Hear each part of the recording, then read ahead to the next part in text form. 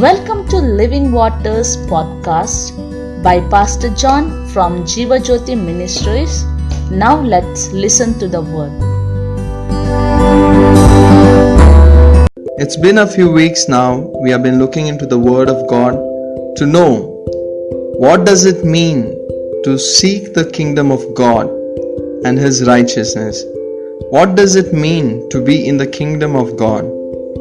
And we also learned and studied the foundational principle on which the kingdom of God operates.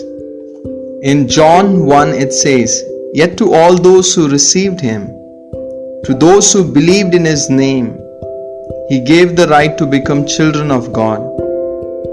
And when we receive Christ Jesus in our hearts and we become children of the kingdom, and as children of the kingdom, we need to know how to operate in the kingdom. So, being kids to our own parents,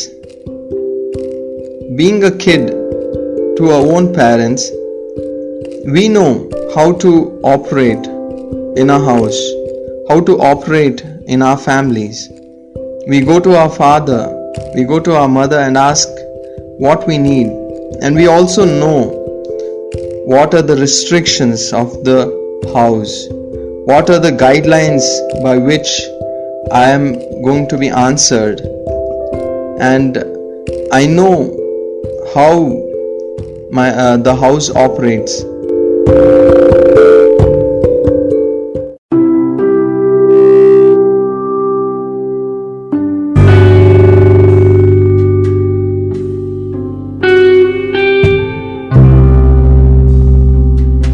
When we know the principles of the kingdom of God, it will be very easy for us to coordinate with the plan and purposes of God. We can see it very clearly when God sent His Son, Jesus, to set us free from death. For God so loved the world that He gave His only begotten Son, that whoever believes in Him shall not perish but have eternal life. We see that the love of God manifested in grace. So today I am going to speak on the person grace. So let me just explain to you. In Titus 2:11 it says, "For the grace of God that brings salvation has appeared to all men. It teaches us to say no to ungodliness and worldly pleasures, and to live self-controlled, upright, and godly lives in this present age." So, you may be thinking, who is this person called grace? He is the Lord Jesus Christ. He is not only the truth, but He is also the grace. When we see John 1:17, it says here, "For the law was given through Moses, grace and truth came through Jesus Christ.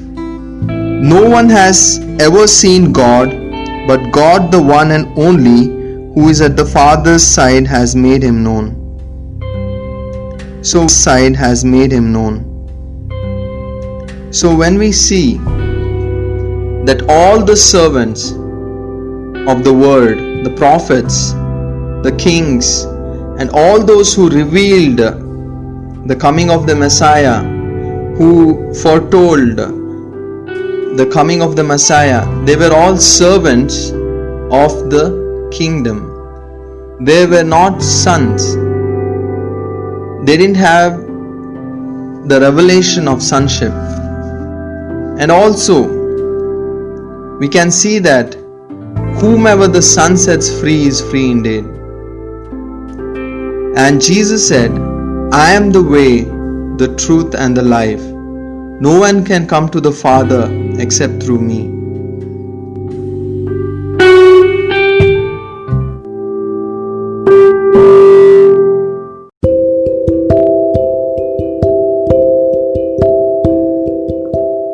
all the prophets came as a servant of the kingdom of God, but Jesus came as a son. In the scripture it says, whomever the Son sets free is free indeed. Jesus came as a man, and Jesus came as a God himself in flesh. Jesus is the Son of man, the son of Adam. Jesus is also the Son of God. Hallelujah. God in flesh. In John 1 verse 14 it says, the Word became flesh and made dwelling with us. Praise God. Emmanuel, God with us. And we have seen His glory, the glory of the one and only who was with the Father. Hallelujah. So when Jesus came as a son, He brought the kingdom of God. So I need to be very careful here when I say Jesus brought the kingdom. Hallelujah. All the prophets, all the servants of the world, beginning from all the people of the kingdom who came before Jesus, were just the servants of the Word of God.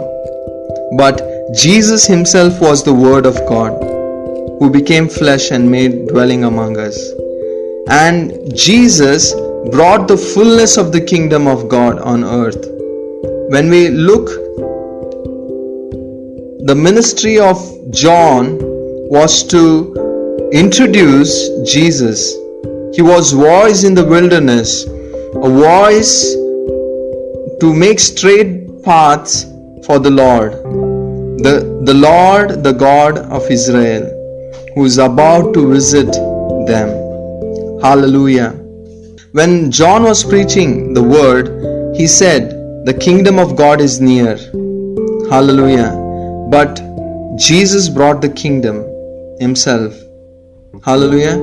We can see from the words of the disciples, when they were about to enter Jerusalem, they thought the kingdom of God will appear immediately, because they didn't understand the plan and purpose of God through they thought they will enter the kingdom immediately. They didn't understand the plan that God had for the salvation of the whole world. Praise God that He has given us this chance to receive His word. And I would like to turn my attention to this word called grace. The word grace comes from the Greek word charis. Hallelujah. The word charisma comes from the same word. When we look into this word, it is the grace that we have received. It is not something that we can achieve. Grace can be given from someone who is perfect and never in fault with anything. And only this person can give grace. So God, in His love, in His mercy, gave His only Son, who is the grace, who is a person, and through Him we can have grace.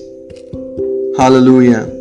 Grace is a person, and also when there is grace, also there needs to be justice. So grace and truth came through Jesus Christ. Jesus not only gave us grace by saving us from our sin, but He also paid the penalty Himself. At the judgment seat, when Pilate was sitting on the judgment seat, Barabbas was released, but Jesus was crucified, the Lamb of God. And when we look to Him, we are saved. Hallelujah. We can see the grace of God manifesting. One was set free and the other was crucified. In the same way, so when we look to Jesus and ask for His mercy, He is ready to forgive us. Many people think when they think about the kingdom of God, they think about a king who is ready to judge, who is on his judgment seat to judge, and that is why many people misunderstand Jesus. In John 3:16, when it says that God so loved the world that he gave his only begotten Son, that whoever believes in him shall not perish but have eternal life. And it also says, God did not send his Son to condemn the world. It says, for God did not send his Son into the world to condemn the world, but to save the world through him. Whoever believes in him is not condemned, but whoever does not believes stands condemned already, because he has not believed in the name of God, God's one and only Son. Hallelujah. So I just want to reflect on this word called grace. So Jesus offers grace. So the word of God has already seen that all have sinned and fallen short of the glory of God. In Romans chapter 3 verse 23 we read, for all have sinned and fallen short of the glory of God. It does not stop there. In verse 24, and are justified freely by his grace through the redemption that came by Christ Jesus. Hallelujah. So all have sinned and fallen short of the glory of God, but all have this access also to this grace that has been given through Jesus Christ. We see that we are justified freely by his grace through the redemption that came by Christ Jesus. So when we accept the invitation, when we believe that Jesus died my place, that I need not suffer any of this by taking on myself, and I'm giving it to Jesus, and it is done. Hallelujah. Jesus said, come to me all you who are weary and burdened, and I'll give you rest. So are we still carrying the burden of sin? Are we still carrying the burden of sickness? Are we still carrying the burdens that Jesus has already bore? He has bore our sickness. He has borne our iniquities. He has died for us, and we need not die, because he lives, we will also live. Hallelujah. Jesus said, I am the resurrection and life. He who believes in me will never die. Hallelujah.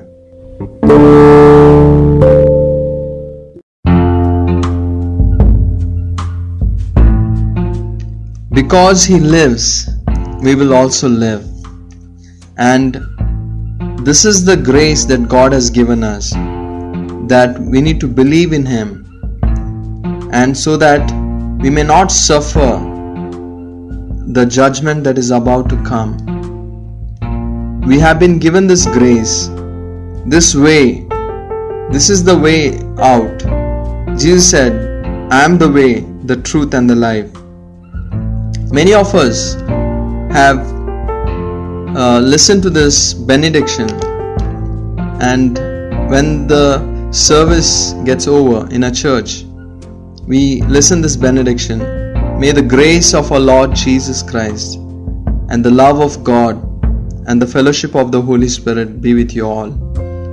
So when we look into this benediction, there is so much deep meaning in this.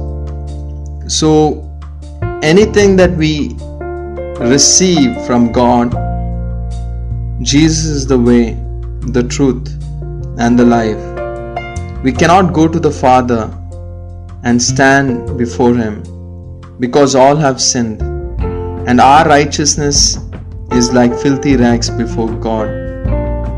And that's the reason Jesus was given to us as a Lamb of God, for atonement for our sins, for forgiveness of our sins, for the cleansing of our sins, so that through his grace and also we may go before the Father. And when we stand and ask for forgiveness, in Jesus, we are cleansed. We are made as white as snow. The word of God says, even though your sin is crimson red, I'll make it as white as snow. It is through the blood of Jesus we are cleansed. We are made whole. In 1 John it says, if we confess our sin, He is faithful and just to forgive our sin and cleanse us from all unrighteousness. And also, we can see this grace in 2 Timothy chapter 1 verse 9 onwards. Who has saved us and has called us to a holy life, not because of anything we have done, but because of His own purpose and grace. This grace was given us in Christ Jesus before the beginning of time, but it has now been revealed through the appearing of our Savior, Christ Jesus, who has destroyed death and brought life and immortality to light through the gospel. Hallelujah! What a great joy! Jesus has destroyed death. God never wanted to bring death. It was the devil who deceived the humanity, and Jesus came to destroy the works of the devil. Hallelujah! And when we receive this grace that is in Jesus, we have the liberty, the freedom, the life and immortality, the eternal life in Him. And this is eternal life, to know Jesus. When we know Him, we have eternal life. Life in abundance. Jesus said, I have come that they may have life and life in abundance. Many people think that Jesus is coming to judge them. And when we read the Gospels carefully, He went to the most unholiest people, the sinners, the prostitutes, and he told them, He showed them His grace and love and His forgiveness to Zacchaeus and to many others. When we see their life, they were the most unworthy people and unusual people, and people didn't accept them for who they were. But God assures us this forgiveness and grace. Hallelujah! When we come to Him, we receive His grace. There may be many people listening to this podcast who may think that God will never forgive me, and you may not have understood His grace. And the love of God manifests itself in grace, and this grace is a person, the person Jesus Christ, the Son of God, the perfect Lamb of God, who is from the Father, full of glory and full of truth. And He forgives us. He is saying, come to me, all you who are weary and burdened, and I'll give you rest. You may be feeling and thinking whether God will forgive me. If you are that person and would like to say, Lord, I surrender my life, here is an invitation from Him. And He wants you to know that His grace is sufficient for you. Even in your weakness, what you couldn't do, His grace has accomplished it. If you would receive His mercy, His grace, He will make you into a new person. You may be bound by addictions of drugs, pornography, or anything that has bound you. Jesus can set you free. Or anything that might have bound you, any sickness, any disease, Jesus can set you free. If you would allow me to lead you in prayer, I will lead you. Close your eyes, and if you have an opportunity to kneel down, you can kneel down and say this prayer after me. Heavenly gracious Father, I come before your presence now, and since you have revealed your heart to me now, I come before your presence and ask for your grace, Father. And grace is a person, Jesus Christ, and I accept this grace in my heart. Lord Jesus, come into my heart and touch me. I believe in you. I believe you are the Son of God who can set me free. Come into my heart, wash my sins, forgive my sins, and cleanse me of all unrighteousness. I believe that you died for me. I believe that you rose from the dead on the third day. I believe that you are coming to take me home. Lord, I live for you. Anoint me with your Holy Spirit. Thank you for accepting me as your son and your daughter. I give you all the glory and praise. In Jesus' mighty name, I pray. Amen. If you have been blessed through today's podcast, I would encourage you to like our page on Facebook, Jiva Jyoti Ministries, and also would like to encourage you to share this podcast, and so that it will be a blessing to many. Praise the Lord. Amen.